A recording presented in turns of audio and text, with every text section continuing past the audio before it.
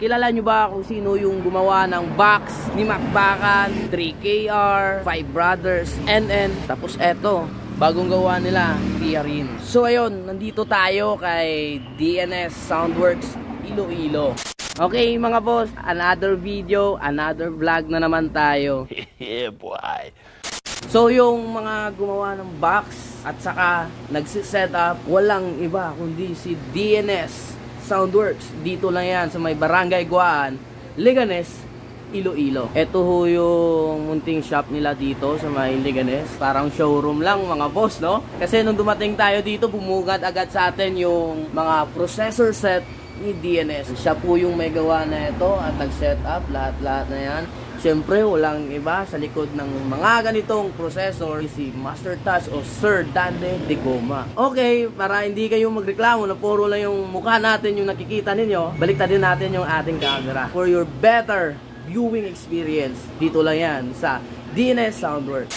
Okay, simulan natin dito mga boss. Para ito sa mid-high. Isang set na processor mga boss ay Suled DBX. Meron lang siyang BBA Maximizer. Tapos ito meron siyang active crossover na ACM. Konting trivia, yung processor na nasa harap natin, kung naaalala nyo yung unang sabak o unang punta ni Fluminense, ito yung ginamit niyan. Ito daw, yung processor na ito pa yung ginamit na, o kauna-unahang ginamit, o mula pa noong dumayo si Fluminense mula Iloilo, papuntang Cebu sa kanyang unang laban. Tingnan nyo naman mga boss.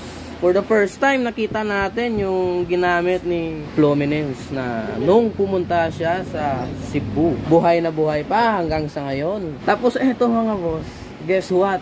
Hindi lang yung sa harap, no? Meron pa yang sa likod. Ayan.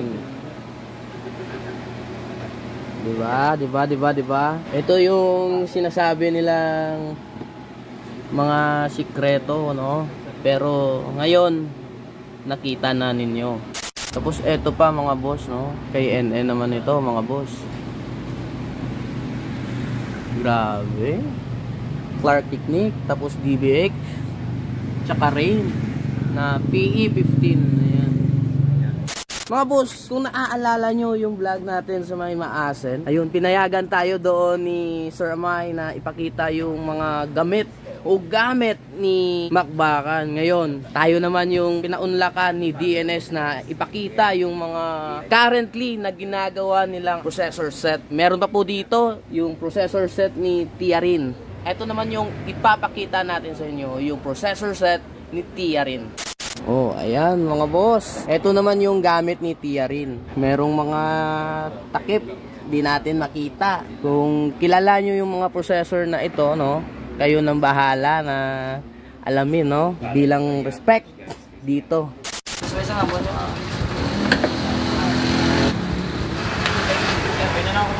Mga boss, ito po yung likod ng processor set ni Tiarin. Ayan, makikita ho ninyo yung mga connection. Ayan, napakalinis. Kita nyo naman yung cable management. Wala rin pong sikretong nasa loob. Kung ano yung pagko-connection ninyo sa inyong mga processor, ganito din po yung kay DNS.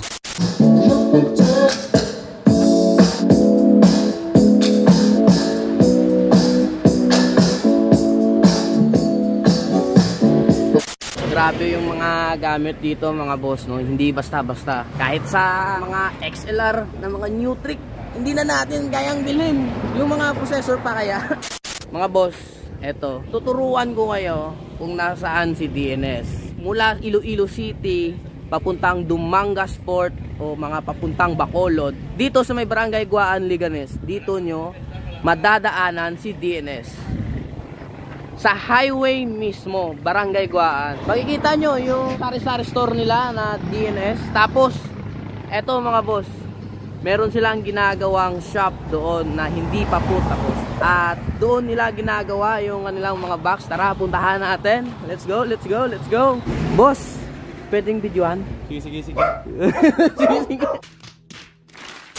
So, eto mga boss, yun yung loob ng ating box. Pasensya na po kayo, hindi natin may pakita sa inyo ng malapitan. Bilang respeto dito kay DNS.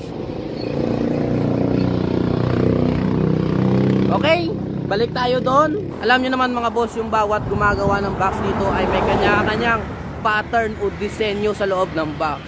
Hindi ho yan drawing lang ng basta-basta. By experience po yan na ginagawa. Uy, guess what? Nandito na yung father ng DNS, Sir Dande Diguma. Ayun, no? Kakadating lang. Eto mga boss, first time at bago sa ating Facebook at saka YouTube channel na makapanayam natin, walang iba kundi Sir Dande Diguma o mas kilala bilang Master Touch. Meron tayong prepare na mga munting katanungan para mas lalo nating makilala kung sino ba talaga si Master Touch. Hi. Today, magandang hapon po. Ako si Dande Diguma sa sound industry. Tagal na din sa industriya. Sir Dande, meron ho tayong mga munting katanungan. Yung unang tanong ho natin, kailan po nag-umpisa si Master Touch bilang sound o audio tech? Simula ko 1979, sound operator. Hanggang ngayon, ganun pa din, operator pa rin. Hindi may kunting na upgrade lang. So, kagaya natin, bilang sound operator, dun din po galing si Sir Dande. Yung pangalawang tanong po natin, Sir Dande, sino o kailan na-establish ang Team Turbo? Kung nagsimula ang Team Turbo, tatlong grupo lang dati yan. Si Five Brothers, Fluminense, at saka si The Mariners. Hanggang sa dumami na kami, may pumasok sa amin na mini sound, si Altic Lansing. Hanggang doon, dumami. Next question ho natin, Sir Dande. Habang tumatagal yung panahon, bakit ang daming interesado na magpa-member sa Team Turbo? Ano po yung mga sikreto ho ninyo? Baka pwede naming malaman. Loyalty, tapos ang disiplina, at saka siyempre sound ng pinag-usapan dito, yung tuning talaga.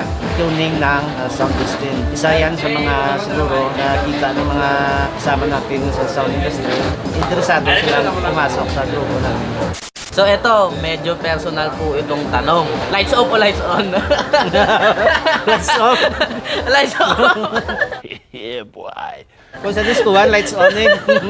Kung sa balay, lights off. Eto, Sir Dande, marami ang curious. Bago pa dumating yung Team Turbo, alam naman natin na sound operator ka na dahil. Ano po talaga yung kauna-unahang mini sound at sound system na nahawakan po ninyo? Nang mula ko kay Five Brothers noong 1979, ginawa si Five Brothers ang November 1979. Nabuo namin yung unit na 1980 na.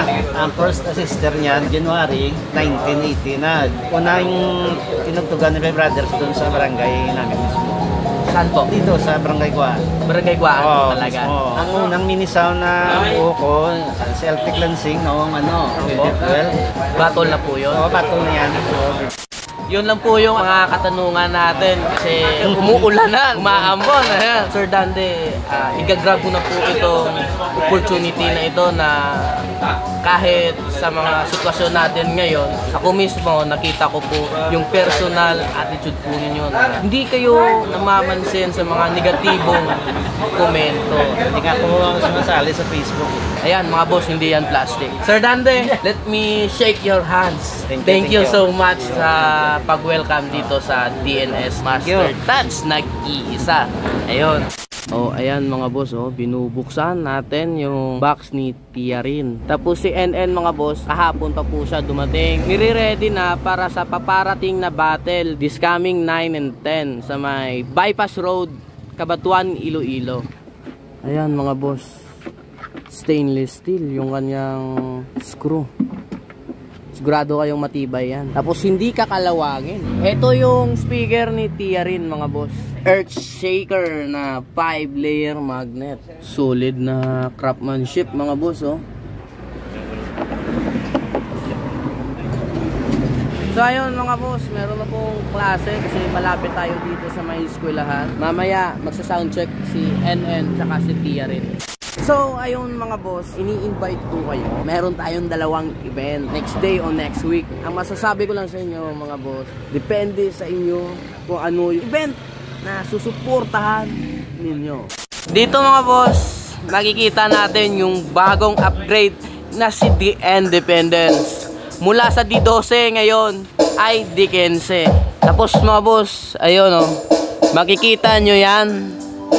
Pending ho yan lahat. Lahat po yan, meron po yung gagawa na mga mid-high boxes. Itong 16 pieces na bullet ay kay K4 po ito, no? Tapos yung kanyang casting horn, eto po.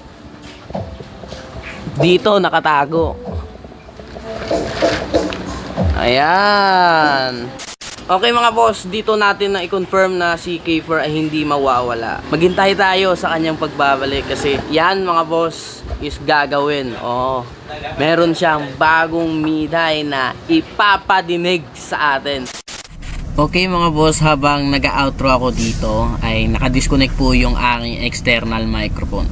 Ayan, tingnan nyo, parang baliw na nagsasalita sa harap ng camera.